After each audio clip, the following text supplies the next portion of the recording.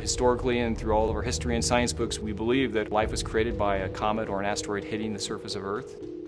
In the same way, it also wiped out the dinosaurs. On a long enough timeline, the Earth will certainly be impacted by an asteroid at some point in the future. In the recent past, there has been major impacts on the order of a small nuclear weapon being detonated in Siberia. This was the Tunguska event.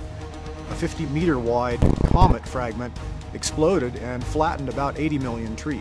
For 1999 RQ-36, the target of the OSIRIS-REx mission, we've determined that there's on the order of a 1 in 1,000 chance of this body hitting the Earth sometime in the 22nd century.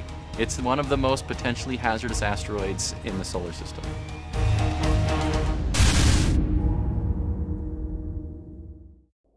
OSIRIS-REx is a mission to visit a near-Earth object, to study it in great detail, to understand its geology and its history, ultimately to send the spacecraft to the surface, get a sample, and bring it back to Earth.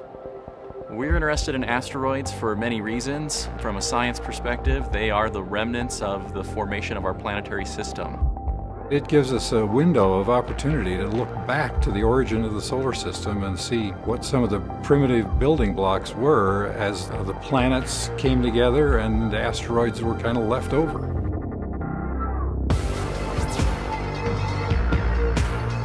RQ-36 is about 500 to 600 meters in diameter. We don't want to go to a pebble, we don't want to go to a small boulder, we want to go to a mountain.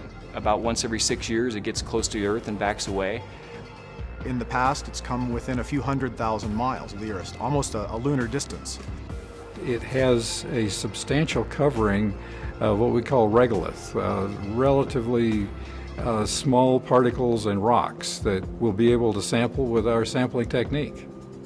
We're probably looking at an object that we would call a rubble pile. That is, it's a series of boulders that are loosely held together by the microgravity environment of this small asteroid. It's a type of asteroid that's called a carbonaceous asteroid. Carbon is one of the most abundant elements in the solar system. It makes up a large fraction of giant planets like Jupiter and Saturn. But when you get to the planets that formed in the inner solar system, they missed out on most of the carbon. They do contain some very interesting organic molecules like amino acids and nucleobases. These are the building blocks of proteins and DNA, the primary biomolecules on Earth.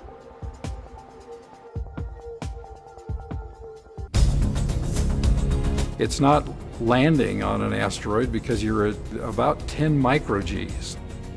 You just push yourself away. It has to be traveling in formation with it. Landing is a pretty hard thing to do, as it turns out.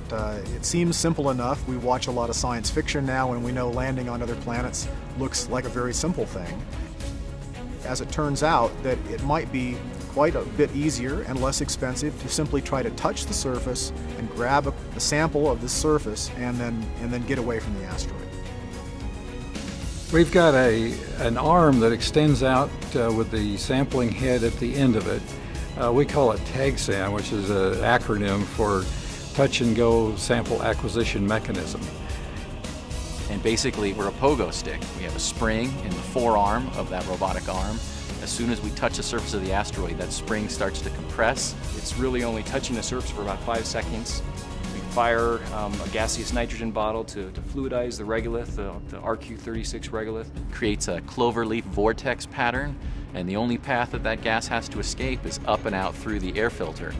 Once we have that in hand, we start to rebound off the surface of the asteroid as that spring releases its energy, and then we fire our rocket engines and go straight away from the asteroid.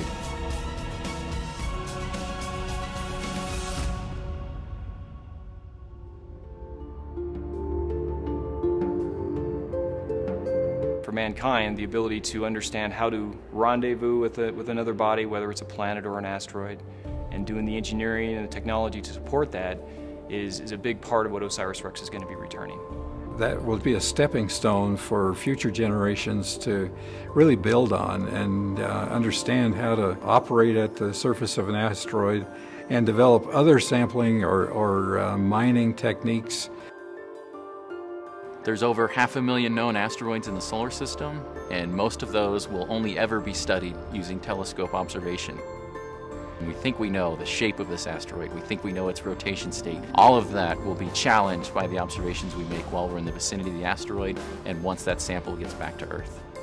OSIRIS-REx has one of its primary objectives of training the next generations of scientists, engineers, and managers to lead the exploration of space for the United States and for the world.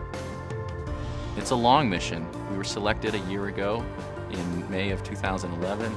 End of sample analysis is in 2025. We're hopeful that we will be interacting with kids that are in middle school and high school who will be working on this project 5, 6, 7, 8 years down the road when we're in the vicinity of the asteroid.